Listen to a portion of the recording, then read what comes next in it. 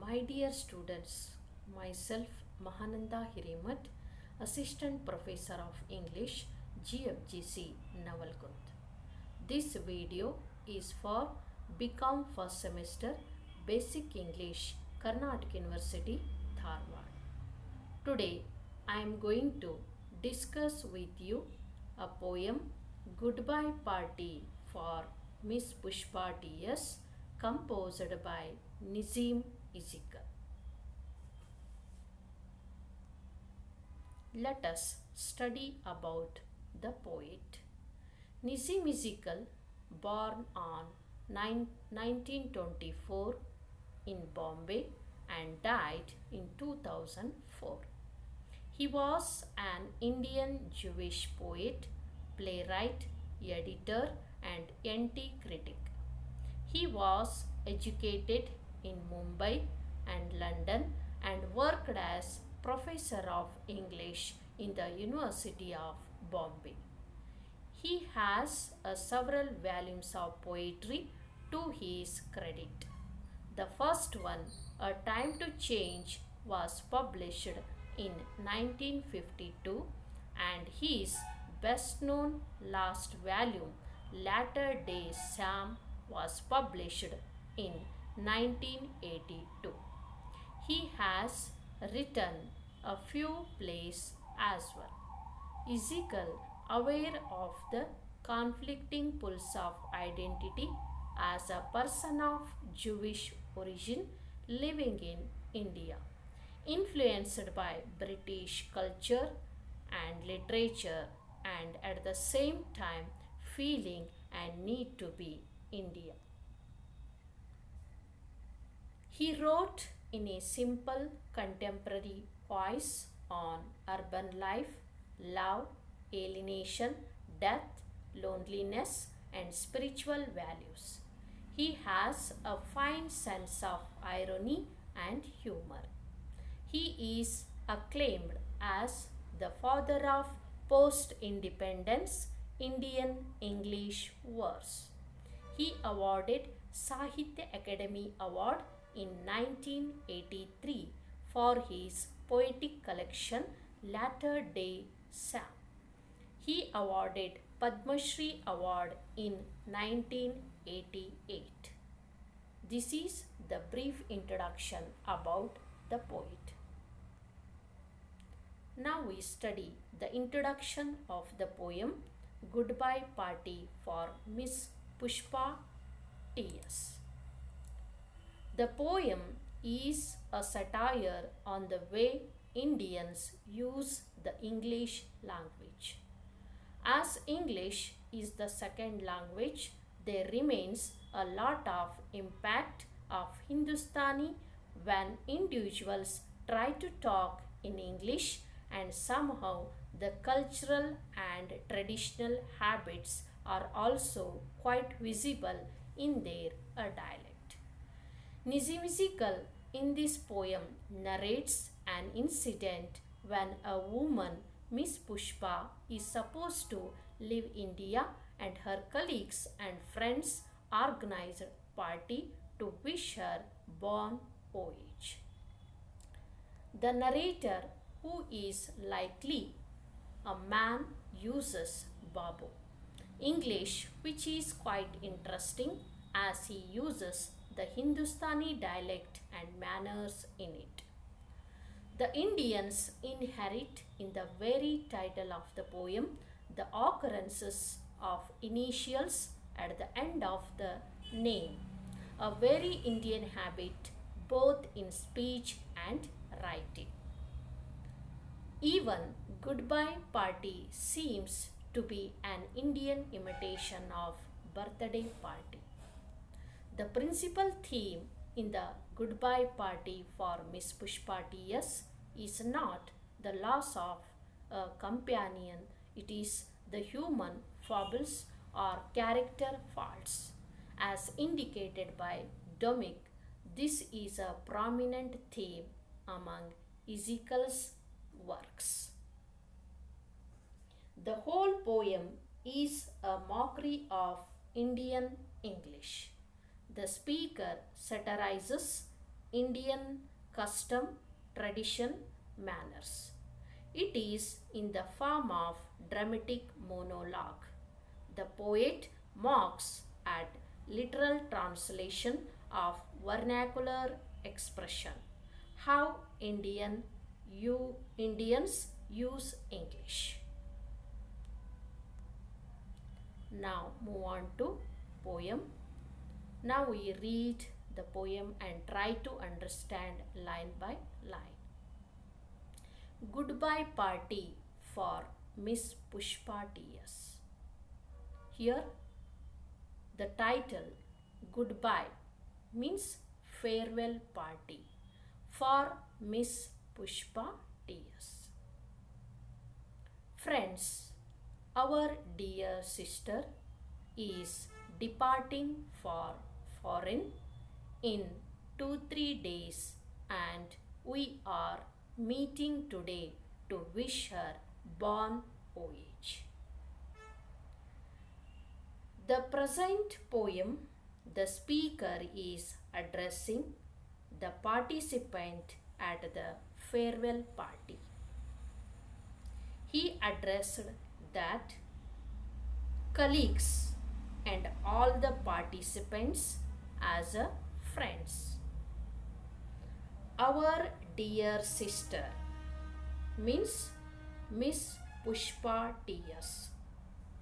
The speaker used Hindustani dialect and manners in it. Is departing for foreign. The speaker used present continuous tense instead of simple future tense. Departing means living, foreign means another country. Departing, the word is here inappropriate. Instead of that, our dear sister will depart for foreign country. In 2-3 days, here the speaker used 2-3 days. It is a literal translation of a vernacular expression. The conjunction "are" is to be used. We are meeting today.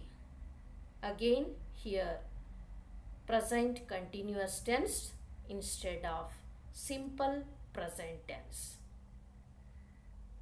We meet today. To wish means to greet. Her means Miss Pushpa T.S. Bon voyage means it is a French expression, means have a happy journey. The meaning of these lines: the speaker is addressing the participants at the farewell party. He informs them that their dear sister leaves for foreign country in 2 or 3 days. They meet there to wish her happy journey. Move on to next line. You are all knowing friends. What sweetness is in Miss Pushpa? I do not mean only external sweetness but internal sweetness. Miss Pushpa is smiling and smiling even for no reason, but simply because she is a feeling. In these lines, the speaker describes the good qualities of Miss Pushpa. You are all knowing friends. The speaker used present continuous tense instead of a simple present tense. You all know about Miss Pushpa. What sweetness is in Miss Pushpa? Here, sweetness means good qualities of Miss Pushpa.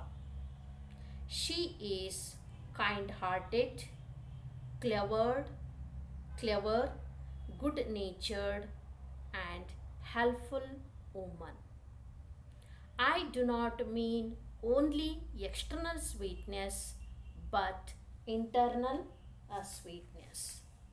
Here, the external sweetness and internal sweetness means the internal qualities and the external qualities means her obliging nature, her helping nature, her positive attitude, her pleasant manner. It means she is not only beautiful in her charms but her honesty. Miss Pushpa is smiling and smiling even for no reason but simply because she is a feeling. The repetition of the words smiling and smiling indicates, emphasizes, or intensity, which is an interesting feature of Indian English. Means she keeps smiling most of the time. She is a gentle woman, pleasant looking woman. Here, the poet is ridiculing the habitual use of the continuous tense, even where it is ungrammatical and inappropriate, and also the use of the word smiling in the lines is more like a Indian usage. The meaning of these lines: the speaker is praising Miss Pushpa's sweetness, which is both internal and external. She is not only beautiful because of her charm but her honesty. She keeps smiling most of the time. The poet is telling us Miss Pushpa is good and friendly by nature. Here also the speaker uses Hindustani dialect and manners in it. Move on to next line. Miss Pushpa is coming from very high family. Her father was renowned advocate in Balsar or Surat. I am not remembering now which place. In these lines, the speaker speaks about Miss Pushpa's family background. Miss Pushpa is coming means Miss Pushpa is belongs to from very high family, means she belongs to rich family. Her father was renowned advocate. Renowned means a famous advocate, a well-known advocate in Balsar or Surat. Balsar and Surat are the name of the places. I am not remembering now which place. The speaker says that Miss Pushpa belongs to rich family or respectable family. Her father was a famous advocate, maybe in Balsar or Surat. He is not remembering which place it was. The meaning of these lines: the speaker is addressing at the goodbye party and tells the audience that Miss Pushpa belongs to a reputed family. Her father was renowned advocate in Balsar or Surat, but he does not remember the correct place. Next line. Surat. Ha, yes. Once only I stayed in Surat with my family members of my uncle's very old friend. His wife was cooking nicely. That was long time ago. In these lines, the speaker who forgets the occasion and starts talking about his days in Surat. He questions, he questions himself and he tried to remember the place where Miss Pushpa's father was a famous advocate. After the after the some time, he said, "Ha, yes, it was a Surat." Then he explained he stayed with his family members of his uncle's old friend's house, and his wife cooks a delicious food, and that was happened a long time ago. The meaning of these lines: the fun is made of the wayward mind of the speaker, who forgets the occasion and starts talking about his days in Surat with the family of his uncle's old friend. The speaker is informed by someone in audience that the place was Surat, and he remembers and talks about his experience in Surat. The speaker's digression to Miss Pushpa's father and hanging on it. The speaker's connection to Surat and then to his uncle's very old friend and his wife there are typical of the unprepared, spontaneous speech characteristics of many Indians who lack propriety in such a grave formal function. Next one. Coming back to Miss Pushpa, she is most popular lady with men also and ladies also. Coming back to Miss Pushpa means after diversion from the topic of his speech, the speaker goes back to Miss Pushpa. She is most popular lady. She means Miss Pushpa. She is very famous lady with men and women. He says that she is a very popular lady with men and the women. Here, the speaker is ridiculing the amusing, ungrammatical speech of Indians and their sentimental and exaggerated way of speaking. The meaning of these lines: after diversion from the topic of his speech, the speaker goes back to Miss Pushpa. He says that she is a very popular with both men and the woman.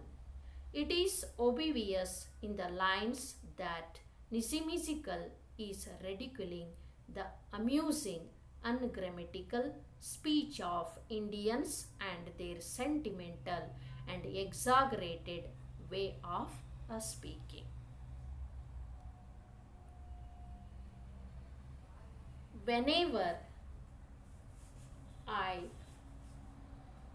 asked her to do anything, she always saying, just now only, I will do it. That is a showing good spirit. I am always appreciating the good spirit. Pushpa Miss is never saying no. Here in these lines, the speaker continues praising Miss Pushpa. Whatever I asked her to do anything. Whenever he asked Miss Pushpa to do anything, any work, she accepts happily. She was saying just now only. She would say that she would do it just and then only.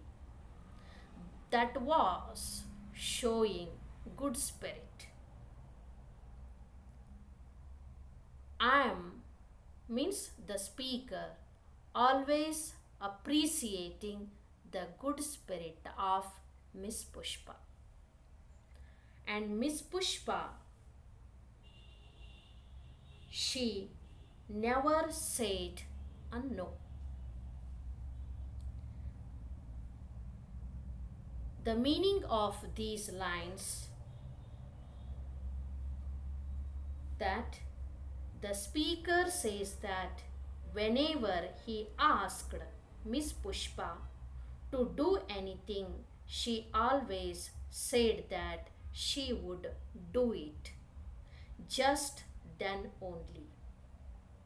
According to the speaker, that was the good spirit she had. He always appreciated good spirit she had.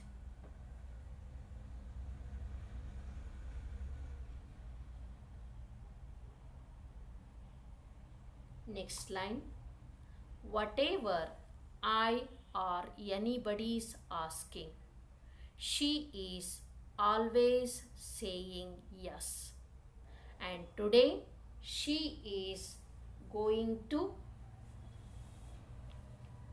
improve her prospectus, and we are wishing her bon voyage.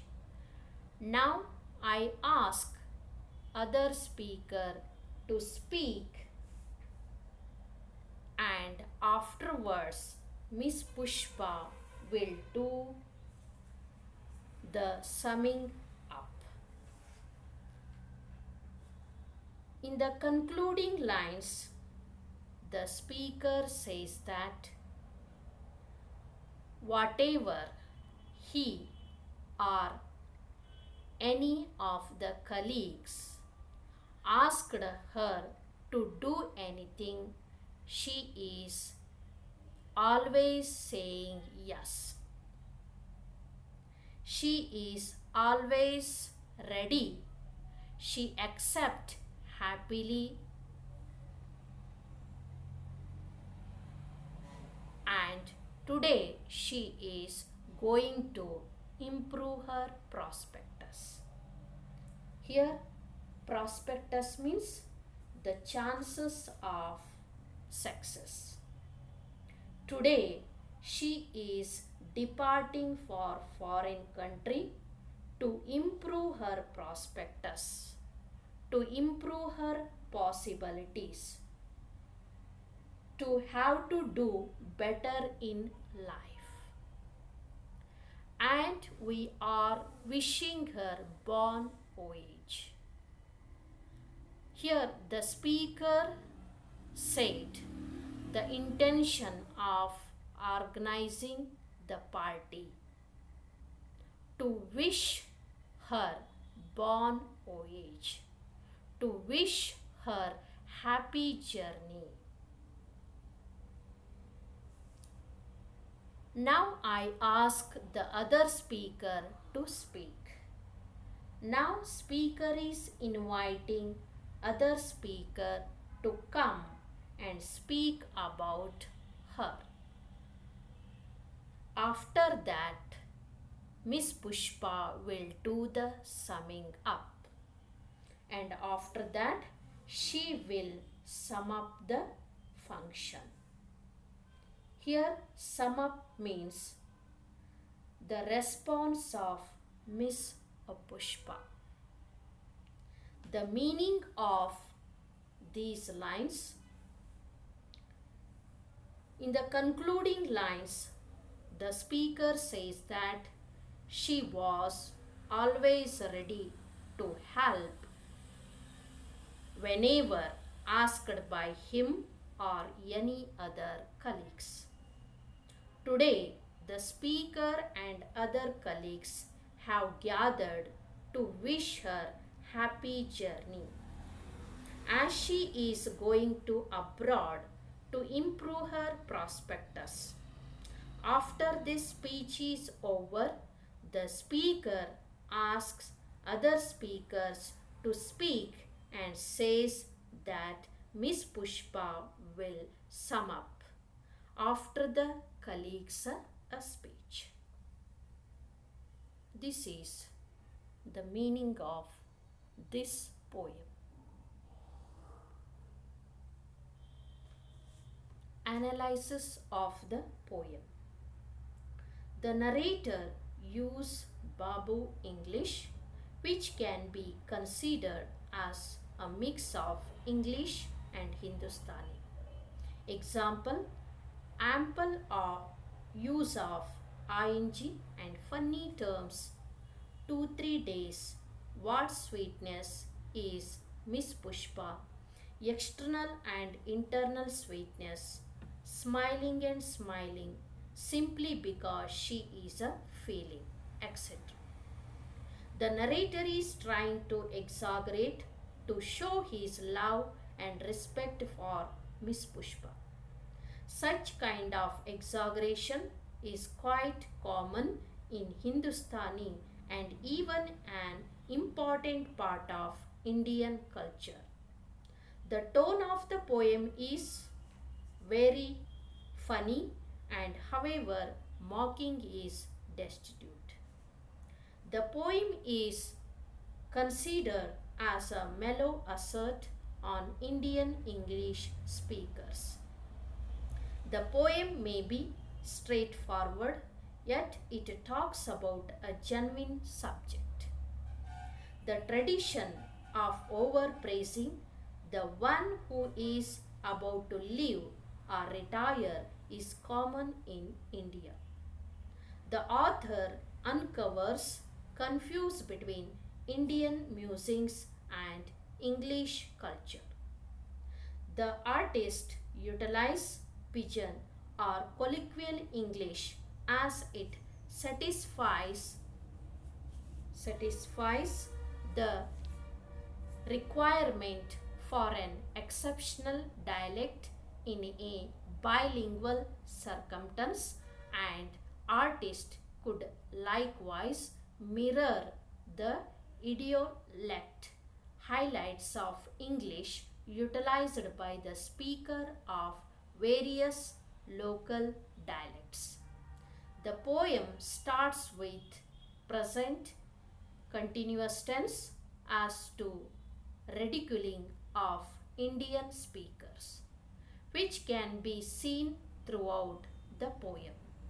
The speaker and the gathering of the people at the goodbye party does not realize that his English is linguistically wrong. The poet ridicules how semi-taught Indians talk or compose the English dialect.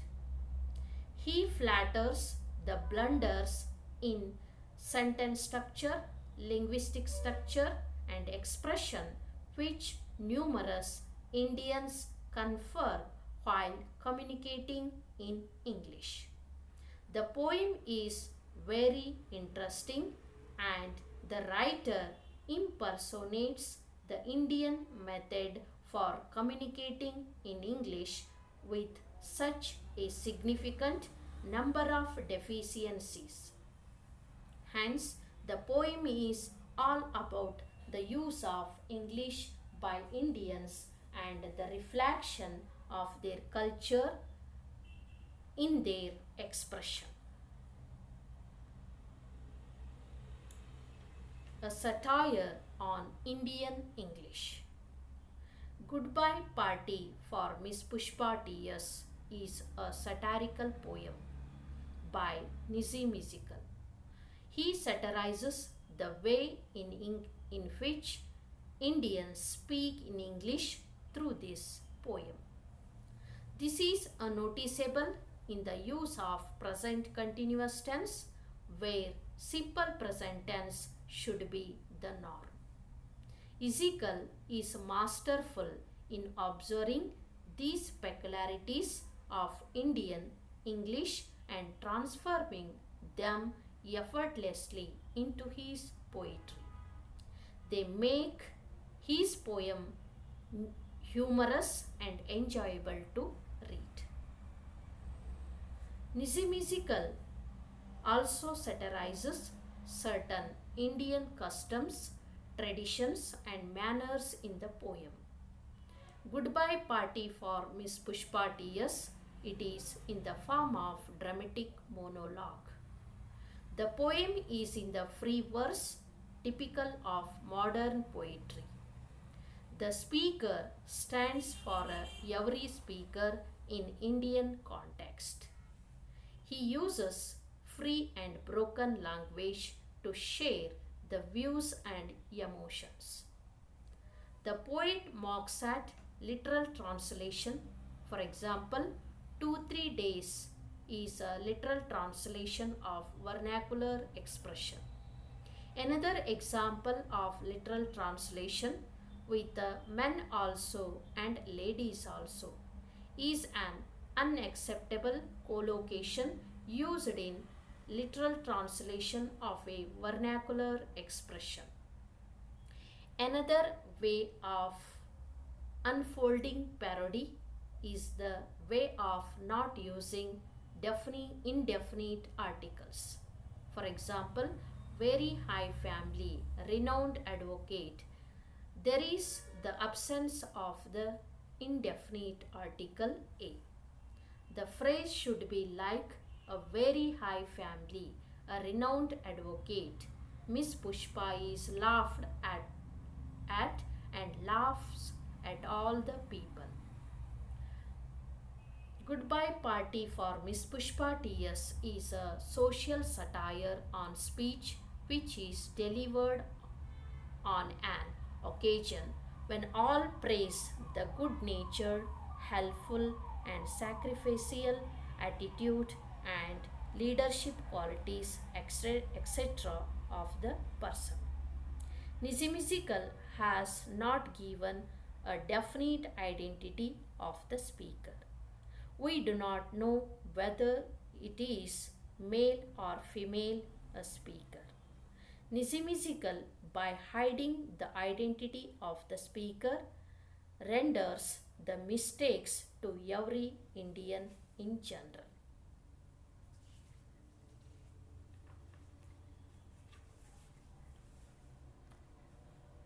The use of the language in the poem. The poem, right from its first stanza, makes a fun at the way we speak English. In the first stanza, the speaker says that Miss Pushpa will depart in 2-3 days instead of 2 or 3 days. Instead of saying that Miss Pushpa is kind-hearted and gentle woman, the speaker says that she is a sweet, both internal and external. In the same stanza, the speaker, instead of saying that Miss Pushpa is a pleasant looking woman, he says that she is smiling and smiling even for no reason. While giving her family background, the speaker says that she come from a very high family, for saying rich family. The speaker's devotion while talking about Surat shows the Indianism. He remembers his past when he went to Surat to stay with one of his uncle's friend. Just now only I will do it is again a mistake committed by the speaker when he attempts to say that Miss Pushpa would do things within a minute. Ezekiel wrote many of his works, including Goodbye Party for Miss Pushpa T.S. Is the idea, dialect of urban Indians, particularly those in Bombay. According to Domik, this dialect is called Babu English. Originally, colonial British used the word Babu as derogatory term when referring to subordinate Indians who spoke English as a second language. According to the Hindu website, a Babu was a person who tried to impress a British master using stylistic ornamentation as the way that he expressed a message was more important than information relayed. Last one, conclusion. To conclude, the poem is a parody of Indian speech. It is a satirical of the manners of Indian educated people. The whole poem is comic in nature. The speaker's words make us laugh. The parody includes irony, vague speech, and literal translation, the use of present progressive tense, and Babu English in the poem.